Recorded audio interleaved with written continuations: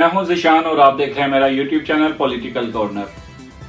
आज की इस वीडियो का आगाज हम करते हैं एक अच्छी खबर से। वो खबर ये है कि रूसी तेल जो पाकिस्तान की ज़रूरत था वो पाकिस्तान में पहुंच चुका है। अब उस तेल से फ़ायदे क्या है पाकिस्तान में जो फ्यूल प्राइसेस हैं उनमें काफ़ी कमी आएगी।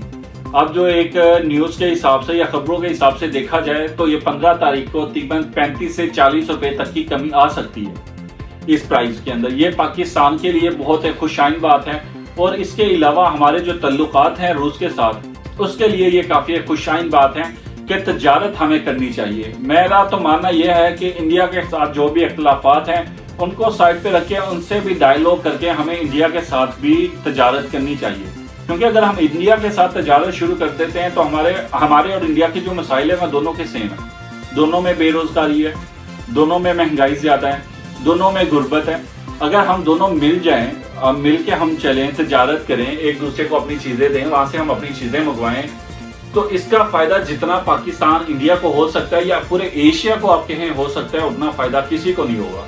और ये दोनों ममालिक की जो अवाम है उनके बहुत हक में है ये बात। अब रूसी तेल आ गया है, इसके लिए हमें जो मुसद्दिक मलिक साहब हैं उनकी जो कोशिशें हैं या उनके जो एफर्ट हैं उनकी तारीफ करनी चाहिए, क्योंकि उन्होंने बहुत एफर्ट किया है इसे क्योंकि अब इस पे सियासत होती रही है, पूरा साल सियासत हुई है कि नहीं ये सिर्फ बातें हैं या सिर्फ ड्रामे हैं या फिर हमारा प्रोजेक्ट आगे लेके जाया जा रहा है या अवाम को धोखा दिया जा रहा है। मुसद्दिक मलिक साहब ने उन तमाम जो उनके तनकीद हो रही थी उसको गलत साबित किया है और रूसी तेल पाकिस्तानी अवाम को ला के दिया है। अब इससे फ़ायदा जो होगा वो हर आम बंदे का होगा, आम पाकिस्तानी का होगा जो बाइक यूज़ करता है।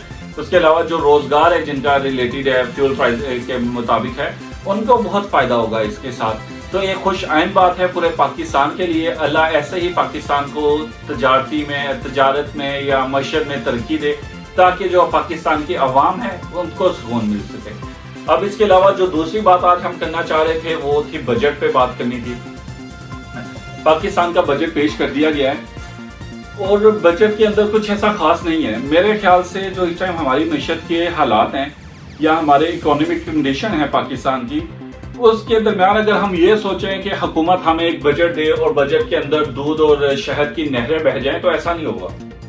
ना ऐसा हो सकता है और आने वाले चंद साल में भी ऐसा नहीं हो सकता। इसकी वजह क्या है कि हमारे पास रिजर्व नहीं है, हमारी जो इकोनॉमी है वो बहुत बैठ चुकी है, बहुत पीछे जा चुके हैं हम।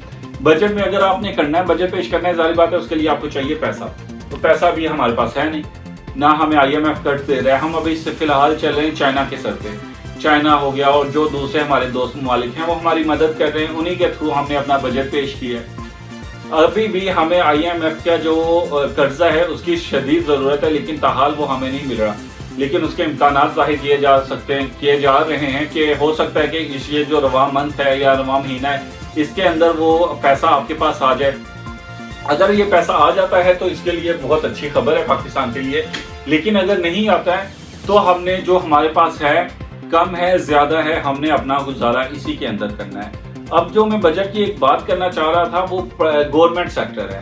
गवर्नमेंट सेक्टर में जो तनख्वाहें हैं वो आपको पता 30 से 35% बढ़ा दी गई है और पेंशन हैं उनके अंदर भी इजाफा कर दिया गया है।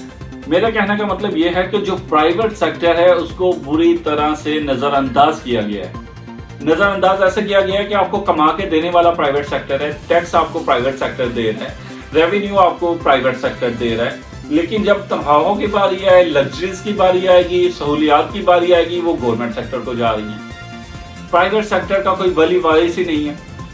अब आप देखें कि 35-35, 40-40% आपने तनख्वाह तो बढ़ा दी है, कम से कम आप ये तो चेक करें कि वो बंदा इस लायक है भी कि नहीं, कि जिसकी आपने 35% सैलरी बढ़ाई है। एक उनमें वो बंदा होगा जो अपना 100% दे रहा है, अपनी ड्यूटी ईमानदारी से कर रहा है। वहीं आपको एक ऐसा बंदा मिलेगा जो सारी जिंदगी कभी अपने ड्यूटी पे गया ही नहीं है, वो घर बैठा है, तनख्वाह ले रहा है, लेकिन उसकी दोनों की जो सैलरी है वो इक्वल बढ़ गई है। ये उस बंदे के एफर्ट पे भी हम समझे उसकी भी इंसल्ट है और ओवरऑल प्राइवेट सेक्टर की भी ये इंसल्ट है। आप कम से कम एक क्राइटेरिया बनाए कि भाई जिसकी जितनी परफॉर्मेंस होगी हम उसके हिसाब से उसको पे करेंगे। प्राइवेट सेक्टर्स में भी यही होता है। मैं अब एक प्राइवेट सेक्टर का एम्प्लॉय हूँ, अब मुझे पता है कि मैं अगर एफर्ट्स नहीं करूँगा, मैं अपना 100% नहीं दूंगा तो मुझे निकाल दिया जाएगा, या साल के बाद जो हमारी सैलरीज में इंक्रीमेंट होता है हम मुझे वो नहीं दिया जाएगा। یہی سیم چیز گورنمنٹ کے اوپر بھی اپلائی ہونی چاہیے کہ بھائی اگر آپ کے ہر محکمہ ہے، آپ کے آفیسز ہیں، وہاں پہ آپ کا ایک ہیڈ ہے، آپ اس کے تھرو پتا کریں کہ ہاں آپ کا یہ فلاں بندہ اس لائق ہے یا فلاں بندہ آپ کو پرفارم کر کے دے رہا ہے کہ نہیں۔ اگر وہ دے رہا ہے ویل اینڈ گڈ، آپ اس کی سیلری بڑھائیں، آپ اس کا پروموشن کریں۔ وہی ایک بندہ ہے جو آپ کی ڈیوٹی پہ ہی نہیں آ رہا، گھر بیٹھا اپنی تنخواہ لے رہا ہے، آپ اسے فارغ کریں، اس کی کیا ضرورت ہے؟ کہ آپ کا مطلب یہ کہ ایک بندہ ہے وہ آ کے گورنمنٹ کی نوکری پہ لگ گیا ہے تو وہ ساری زندگی بیٹھا رہے گا، کوئی اسے پوچھنے والا نہیں ہے کہ ہاں بھئی آپ کام کر رہے ہو نہیں کر رہے ہو، آپ آفس جا رہے ہو نہیں جا رہے ہو، لیکن جو ایک مقصد ہے ہم نے اسے تنخواہ دینی ہے تو دینی ہے۔ یہ چیزیں ختم ہونی چاہیے۔ ان کے اوپر بھی ایک وہ جو ہائرنگ یا فائرنگ والا جو ایک تلوار ہے ان کے سر پہ بھی ہونی چاہیے کہ ہاں بھئی اگر میں پرفارم نہیں کروں گا تو ہو سکتا ہے مجھے گورنمنٹ سے نکال دیا جائے۔ جو میری لگژریز ہے، مجھے فری پیٹرول مل رہا ہے، مجھے فری کا ٹرین میں سفر کر سکتا ہوں ڈسکاؤنٹ کے اوپر، میرا بجلی میری فری ہے، ہر چیز میری فری ہے، ٹول پلازا میں نے نہیں دینا، وہ سب پرائیویٹ سیکٹر نے دینا ہے۔ کم سے کم اس کو اس بات کا تو ڈر تو ہونا کہ ہو سکتا ہے کہ یہ لگژریز مجھ سے واپس لے لی جائے اگر میں پرفارم نہیں کروں گا۔ لیکن جب آپ ہر سال 15-20%، 25%، 30% سیلری بڑھا دیں گے، اس کو کیا ہے، وہ گھر بیٹھا ہے، اسے سیلری مل رہی ہے، بات ختم۔ اس سے کوئی ضرورت ہی نہیں ہے آفس جائے، جا کے گرمی میں کھپے سر مارے اپنا۔ تو لہٰذا ایک کرائٹیریا بنایا۔ مجھے وہ عمران خان صاحب کی ایک بات یاد آ گئی، ایک میں عمران خان صاحب نے کہا تھا کہ جو لوگ پی ٹی آئی کو چھوڑ رہے ہیں یا پی ٹی آئی سے الگ ہو رہے ہیں، پی ٹی آئی سے بغاوت کر رہے ہیں، ان کے بچوں سے کوئی شادی نہیں کرے گا۔ میں کہتا ہوں ان کے بچوں سے تو کوئی شادی کر لے گا، لیکن جو پرائیویٹ سیکٹر میں بیچارے گھوم رہے ہیں نا، پرائیویٹ سیکٹر میں ان سے کوئی نہیں کرے گا، کیونکہ شادی کرنی ہے، آپ کو گھر چاہیے، آپ کو کار چاہیے، آپ نے گھر بھی چلانا ہے۔ آپ کی سیلری کتنی ہے؟ 35-40 ہزار، جو کہ آپ نے گورنمنٹ سیکٹر میں جو کم سے کم سیلری آپ نے اناؤنس کی ہے وہ 32 ہزار ہے، اور یہاں پہ ایک بندہ ہے جس نے ماسٹرز کیا ہوا ہے، وہ 30-35 ہزار لے رہا ہے۔ اب 30-35 ہزار میں وہ گھر بھی بنائے، 30-35 گھر میں وہ اپنا گھر بھی چلائے، اور 30-35 ہزار میں وہ اپنی کار بھی خریدے اور شادی بھی کرے، یہ تو اب ممکن نہیں ہے نا۔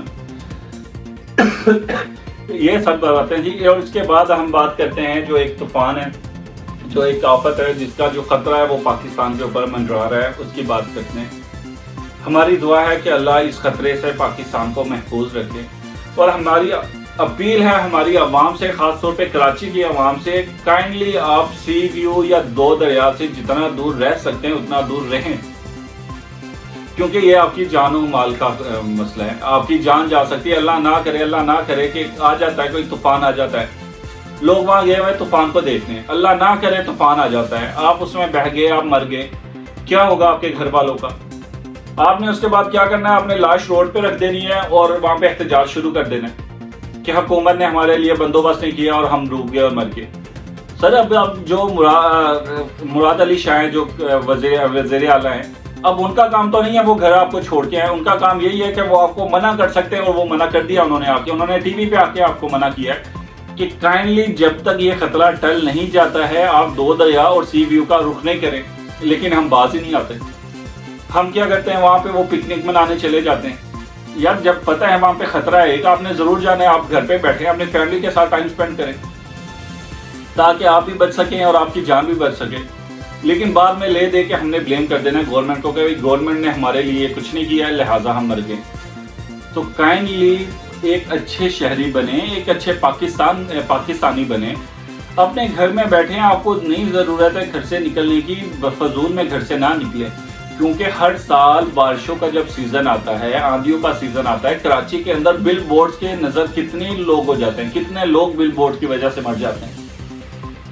حالانکہ گورنمنٹ آپ کو ٹی وی پہ اشتہار چلتے ہیں، نیوز پیپر میں آ رہا ہوتا ہے کہ کائنڈلی آپ اپنے گھروں سے نہ نکلیں، اگر آپ کو بہت کوئی ایمرجنسی نہیں ہے تو آپ اپنے گھر میں بیٹھیں، فیملی کے ساتھ بیٹھیں، لیکن ہم نے نہیں بیٹھنا ہے، ہم نے باہر نکلنا ہے، خود کو بھی خطرے میں ڈالنا ہے، دوسروں کو بھی خطرے میں ڈالنا ہے۔ تو لہٰذا کوئی ہوش کے ناخن لیں، اپنے گھروں میں رہیں، اور پاکستان کی بہتری کے لیے یہ جو ایک آفت آ رہی ہے، آپ اللہ سے دعا کریں کہ اللہ اس آفت سے ہماری جان چھڑائے، ہمیں جان و مال کو ہمارے کو محفوظ رکھے۔ اسی کے ساتھ اس ویڈیو کو ختم کرتے ہیں، آپ سے ملاقات ہوگی انشاءاللہ نیکسٹ ویڈیو میں، تب تک کے لیے اپنا خیال رکھیے گا، بہت شکریہ، اللہ حافظ۔